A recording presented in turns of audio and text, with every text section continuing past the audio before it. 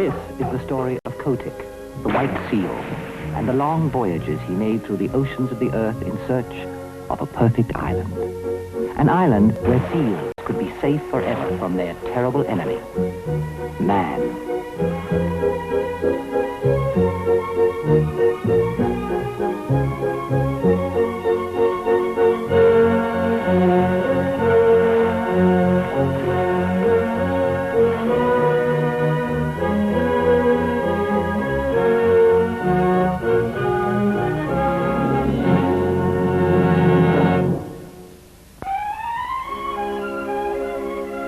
All these things happened years ago at a place called Novastoshnah, on the island of St. Paul, away and away in the Bering Sea. Nobody comes to Novastoshnah except on business, and the only people who have regular business there are the seals, and those who hunt the seals. In the summer months, by the hundreds and hundreds of thousands, the seals come out of the cold, gray sea, for Novastoshnah has probably the finest accommodations for seals of any place in all the world. Sea Catch was 15 years old, a huge, tawny fur seal, whose weight, if anyone had been foolish enough to try and weigh him, was nearly 700 pounds.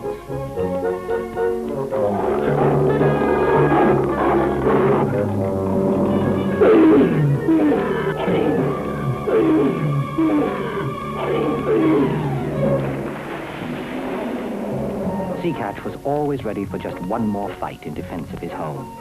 But, as there were 40 or 50,000 other bull seals hunting for the same thing each spring, good space was difficult to find, and even more difficult to defend. The wives, wisely, never came to the island until late in May or in early June, for they did not care to be torn to pieces. Sea Catch just finished his 45th fight that year, when Matka, his soft, sleek, gentle-eyed wife, came up out of the sea. Oh, it's you. Late as usual. Where the devil have you been? How thoughtful of you, dear. You've taken the old place again. I haven't been doing anything but fight for it since the middle of May. The beach is disgracefully crowded this season. Oh, why can't people stay where they belong? You do provide such a beautiful nursery for our babies every year, Sea Catch. Oh, you're a wonderful husband and father, too.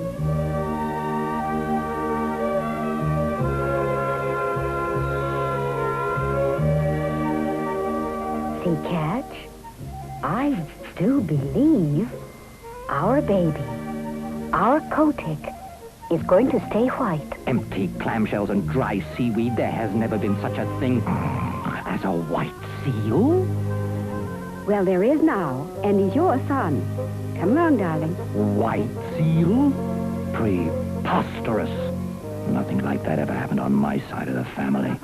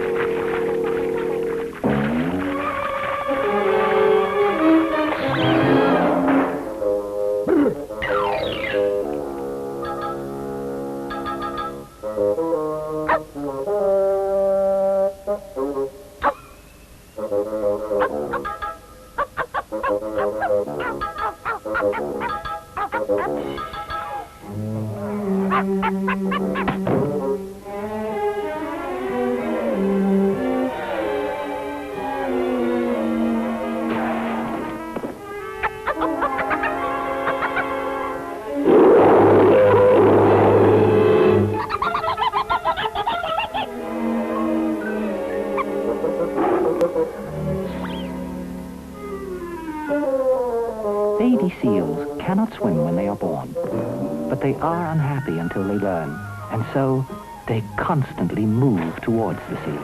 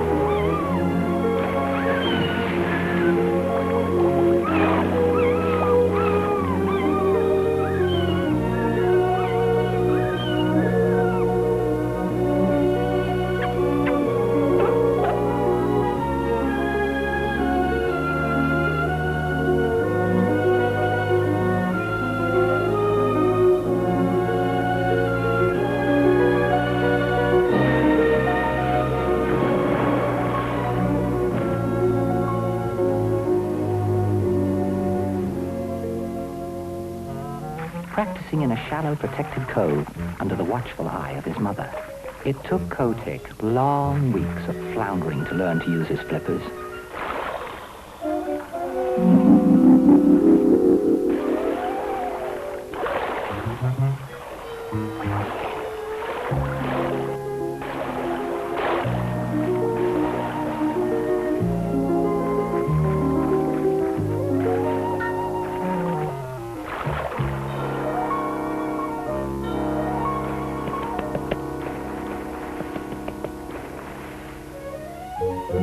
And then, one day, Kotick found that he truly belonged to the water. That he belonged to the sea, not the land.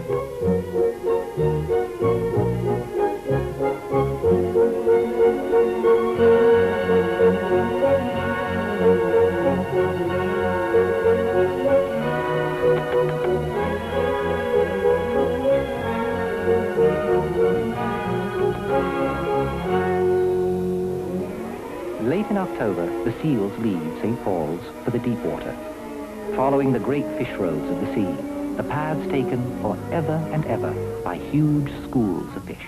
Au revoir, my dear. See if you can get a decent tan on that child before next year.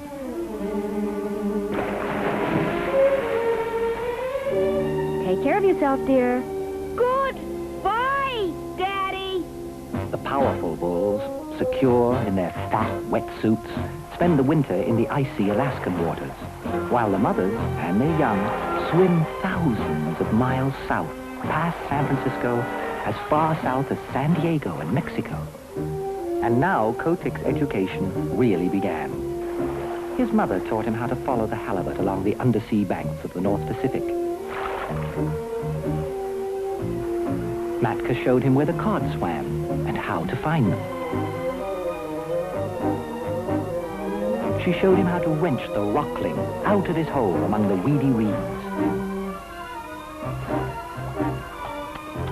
And before leaving him to learn to survive alone, she taught him how to skirt the wrecks lying 100 fathoms below water, so that he could escape the seal's most terrifying enemy, the shark.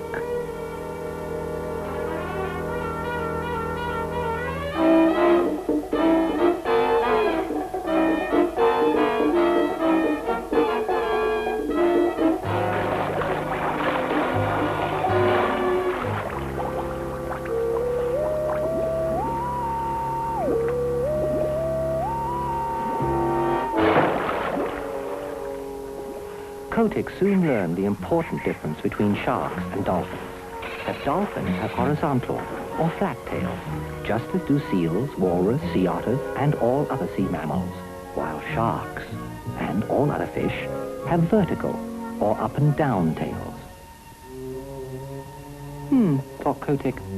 Flat tail. This is obviously a very large dolphin. But then, it might just be helpful sometime to have a dolphin as big as this one for a friend. Good day, Mr. Dolphin, sir. Dolphin? Dolphin, I, young man, am 87 feet long. I weigh 216,000 pounds, 13 ounces. Therefore, I am a whale, not a dolphin or a sardine, right? Oh, right. Oh, very right. Oh, very, very, very right indeed. Yes. Just so we understand one another. Now, run along. I want to take a nap for about 2 weeks.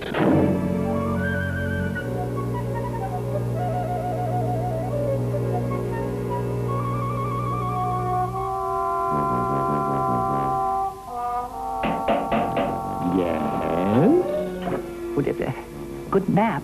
Good night. Sir, Mr. Dolphin. Oh, Mr. Whale. Then, one day, Kotick saw another strange but harmless-looking sea creature.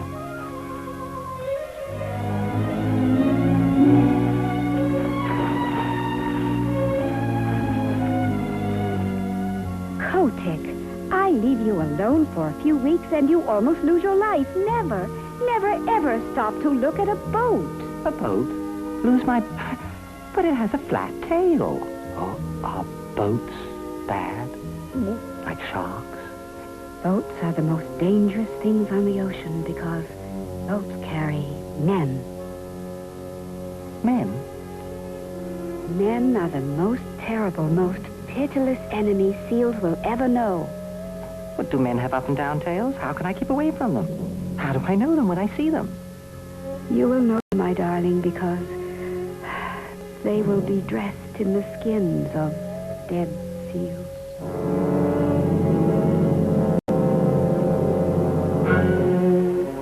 But after 6 more months alone, without setting flipper on dry land, after seeing boats only at great distances, Kotick had lost all fear of that mysterious thing called man.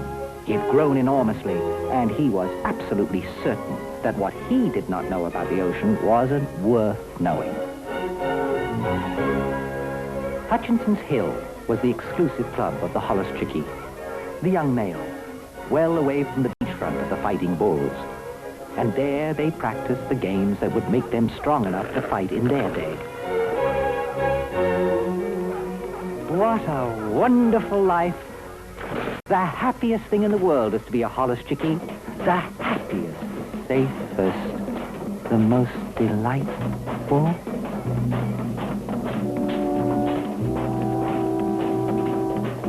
They will be wearing the skins of dead seals. Men. Men, men, men, men.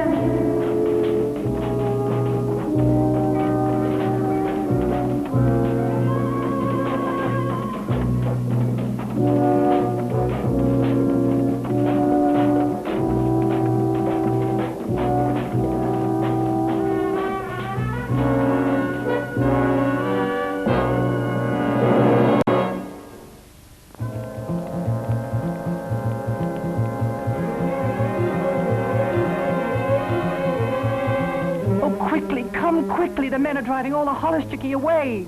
I think they're going to skin them. You can't live without skin. Oh, nonsense. They'll take only a few of them. They've done it for 30 years. 30 years? A few of them? What's a few young bulls, more or less?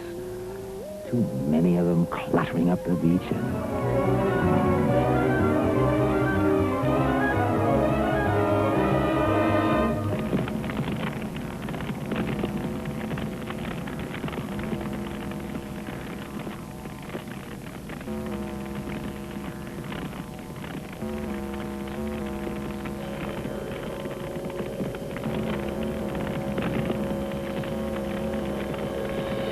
Stop it! Stop it! Stop it! Stop it! Stop it! Stop it! Stop it! Stop it! Stop it!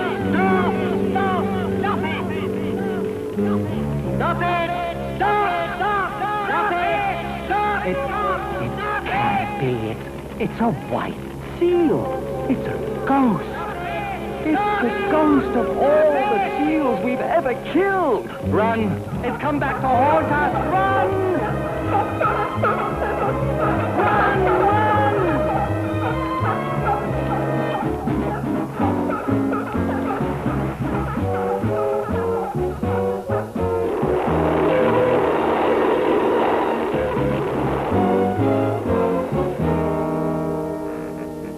I suppose it is rather awful from your way of looking at it. But if you seals will come here year after year, of course the men get to know of it. And unless you can find an island where no man ever comes, you will always be hunted. Isn't there any such island? Any place we can go and be safe? Go and ask the sea cow. He would have been killed off long ago if he hadn't had a safe place to go during the hunting season. If he's alive, you'll know where your island is. But how shall I recognize a sea cow if I find him? He's the only thing in the ocean uglier than a walrus. Flattery will get you nowhere. But it's right, my boy. I am forced to admit it. You must look for someone uglier than I am. When you do, you will have found the sea cow. Thank you, thank you. I'll find him. Don't you worry. I'll find the sea cow. Idealistic young fool. Why doesn't he grow up and have a family? Then the hunters will leave him alone. But won't the killing ever stop, Sea Catch? As long as it's kept within reasonable limits. Don't think about it, my dear. It doesn't agree with me.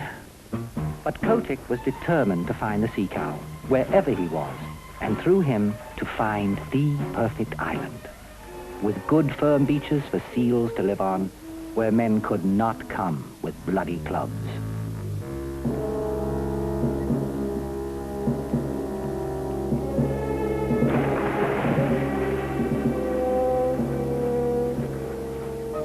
Kotick met with more adventures than can be told, and narrowly escaped the jaws of the basking shark, the great white shark, and the hammerhead.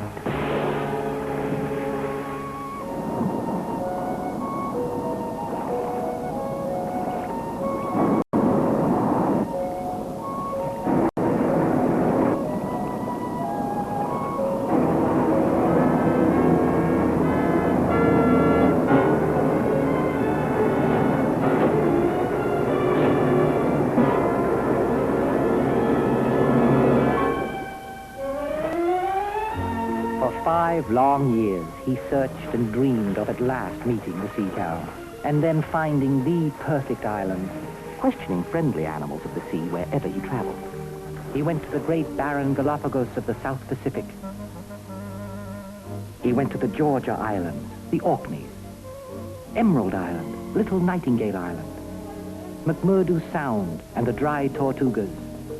And then, one day, worn out and ridden by discouragement, when he had all but given up. Yes? Yeah, I wonder, sir, if you've ever met the sea cow in your travels. Of course I have. How could I miss anyone that ugly? Please, sir, can you tell me where he is? Oh, I'll do better than that. I'll take you to him. Hang on.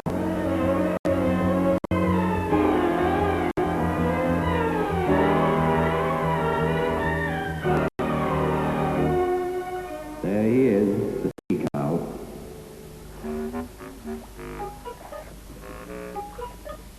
By the great combers of Magellan. He is uglier than the walrus. Well, I'd call that an academic method. Goodbye. Night after night and day after day, Kotick watched the sea cow. But the sea cow munched and slurped so slowly along that Kotick's temper had almost gone where the dead crabs go. Then, weeks later, the sea cow suddenly, surprisingly sank through the shiny water. Sank like a stone.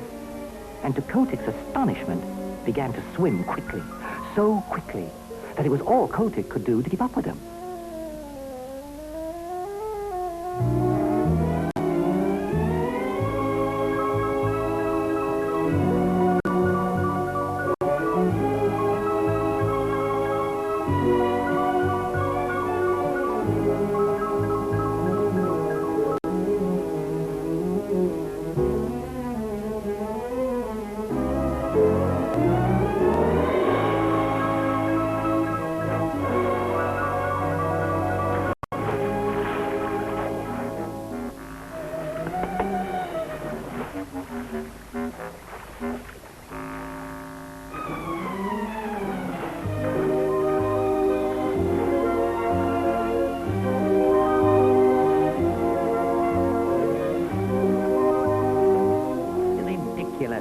Absolute tommy rot.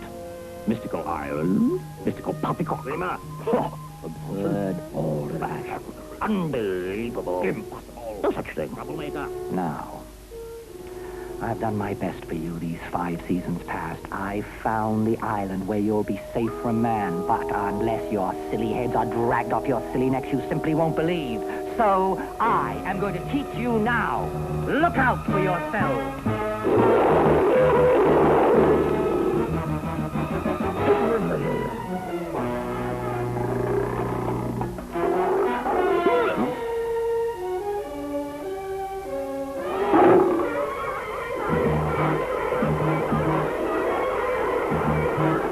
He may be a dreamer, but he is the best fighter on the beaches.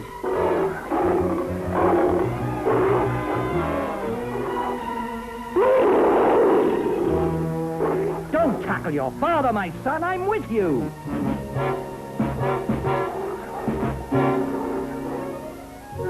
And that is how the great migration from Nova Scotia began, under the leadership of Kotick and Seacatch.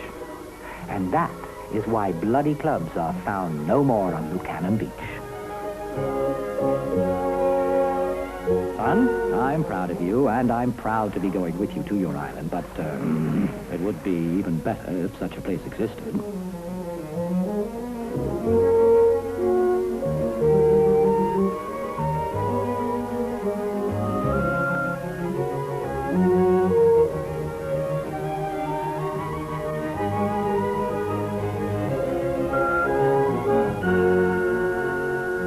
Every year, year after year, more and more seals came to these quiet, sheltered coves, these sun-struck beaches where Kotick sits all summer long, getting bigger and stronger and fatter each year in the golden sea,